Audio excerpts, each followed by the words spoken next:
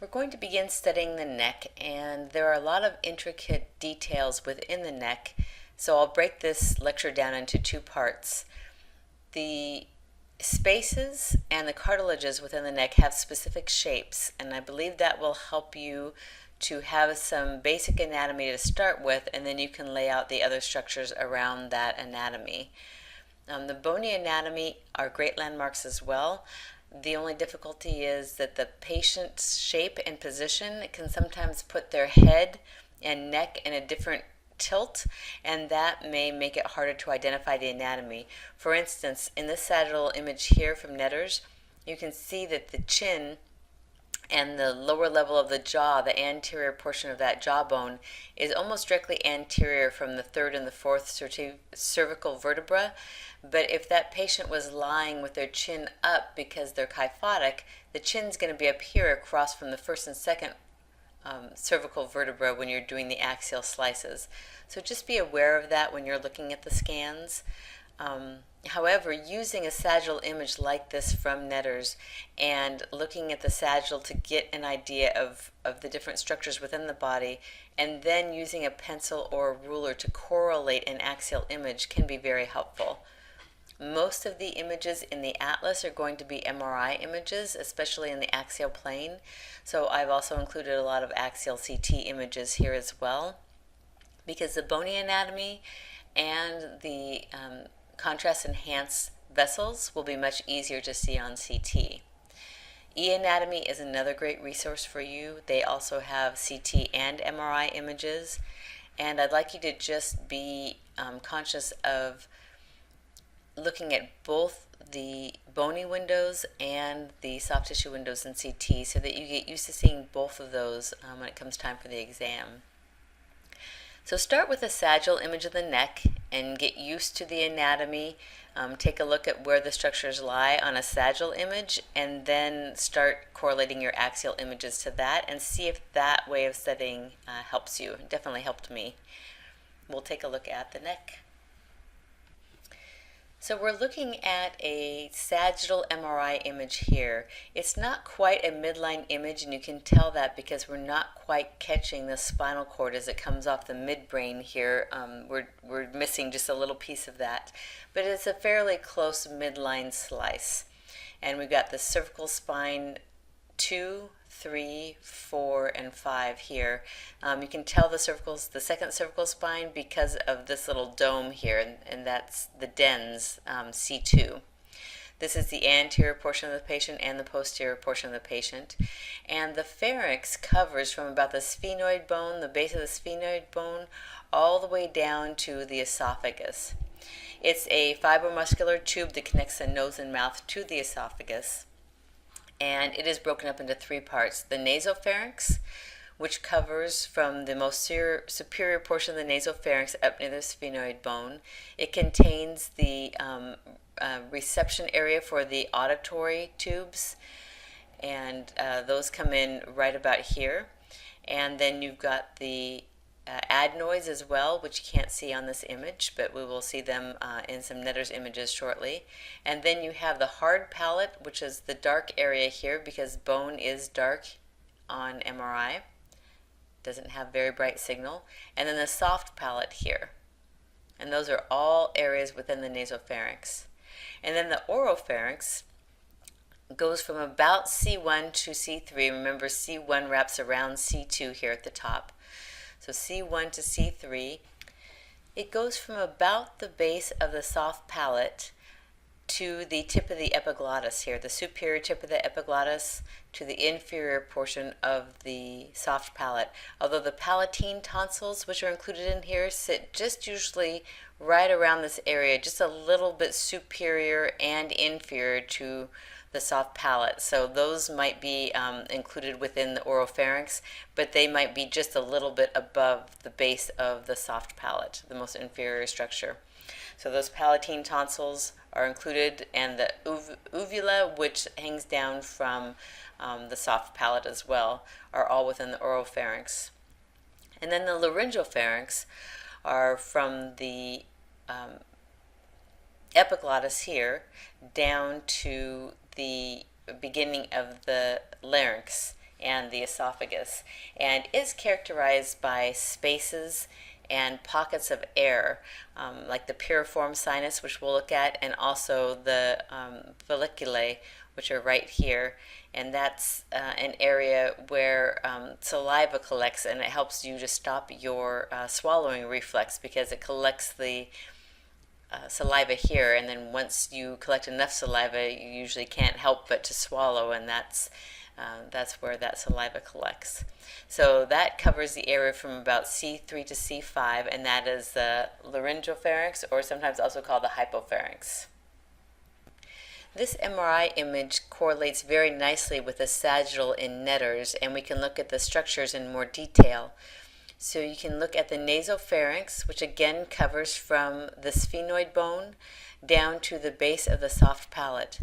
And it contains the pharyngeal tonsils, which sit right up next to that sella turcica bone. Here they are here, pharyngeal tonsils. And the opening of the auditory canal, which sits right here. And the hard palate here on the netter's image, and the hard palate here, the bone, and the soft palate, which sits right up next to the hard palate and then hangs down. Soft palate here, and then the uvula would hang off of that soft palate. And we've got the tongue here. We're going to cover that in, a little bit later in the lecture. So we've got the tongue here, and at the base of the tongue you have the epiglottis, and there's the base of the tongue and the epiglottis. And here you have the vallecula, that space that collects the saliva. That's that same space here. Got the hyoid bone here and here, and the thyroid cartilage here. And you're not going to see the cartilages again very well here in MR. We've got the trachea in both, and the esophagus here running alongside the back. So once again, the nasopharynx covers from the sphenoid bone to the base of the soft palate, and the oropharynx covers from the base of the soft palate to the epiglottis. It contains again the palatine tonsils, and I wanted to point those out. I forgot to do that, so here they are, the palatine tonsils. And then the laryngeal pharynx covers from the epiglottis down to the beginning of the esophagus and the larynx. This plate 64 from Netter's 5th edition will allow you to see a little bit more detail in the oropharynx and a little bit of the nasopharynx as well. So you can see the pharyngeal tonsils here, and the opening for the eustachian tubes here, all within the nasopharynx, and then the tip of the uvula here, the soft palate, and then the uvula here. And this is what you can see when you open your mouth and you look in the back of your throat. That is that piece that hangs down as a uvula. And that's all within the nasopharynx. And then in the oropharynx, you see the palatine tonsils here. And the tongue comes down into the base of the tongue, the root of the tongue. And then the vallecula, here is that space, again, that collects saliva. And that's going to be one of the spaces that we can see on the axial images. And so I want you to just be aware of where that is. It's anterior to the epiglottis, and just at the base of where the epiglottis and the root of the tongue come together, and that is the vallecular space. And this image in Netter shows us the detail within the tongue. This is the anterior portion of the tongue, and this is the posterior. And you're looking at the apex, body, and root of the tongue as you go from anterior to posterior. Within that, you have these folds here on either side of the tongue, and they contain the palatine tonsils. Right here, palatine tonsils on either side. As we've studied them before, they're in the lateral portion of the mouth. And then posteriorly, you have the epiglottis that comes up off the base of the tongue. And this is where the vallecula is on either side. So vallecula is singular and valleculae is plural. And so you have folds on either side of the vallecula and valleculae. You have the median epiglottic fold, which is right in the middle of the epiglottis, and then the lateral epiglottic folds, which are lateral. and that is what creates the vallecula, these spaces here, and we'll see that on these CT images. If you look over here, this is the anterior side of the patient and the posterior side of the patient, and we're getting into the hyoid bone, so we're beginning to see some of the spaces that are that we've talked about within the laryngeal pharynx. And this is the valleculae here, and you can see where that median glossoepiglottic fold creates those two spaces here, the valleculae. And then here we're going to see the piriform sinus, and this is the epiglottis here. And the epiglottis is leaf-shaped. You can kind of see that here in this image from Netter's, and we'll see it a little bit easier in some of the other images that we have in later slides. But it sits up in the back of the mouth and just posterior to the tongue, and that's what creates those spaces here called the valleculae. And here's an MRI image at about the same level. You have the valleculae here and the glossoepiglottic fold, the median glossoepiglottic fold here in the middle. And I know that sometimes in Netter's and e-anatomy they label things slightly differently. So this is called the hyoepiglottic ligament here.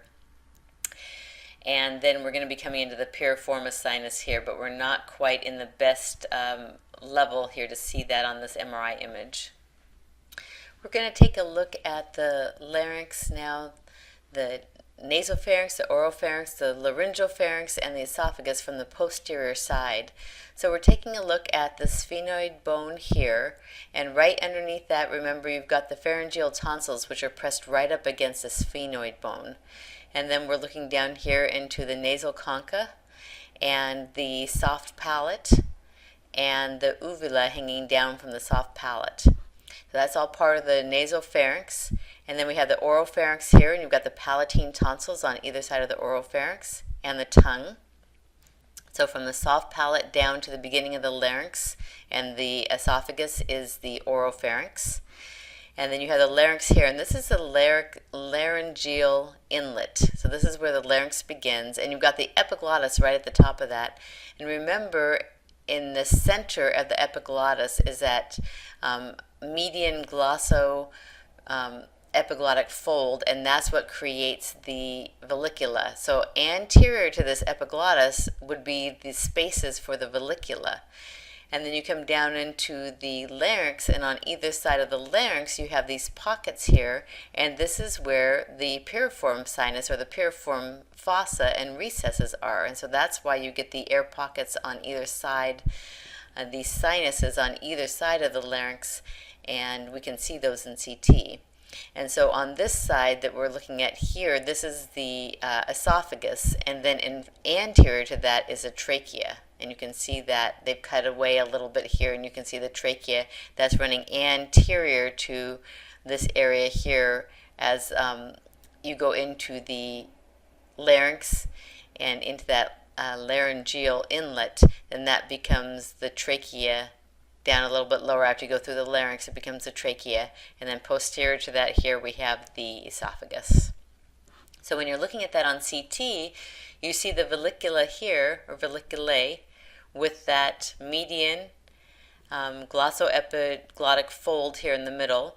You're seeing the hyoid bone here, and then you see the piriform sinus on either side, and then just posterior to the valleculae is that epiglottis.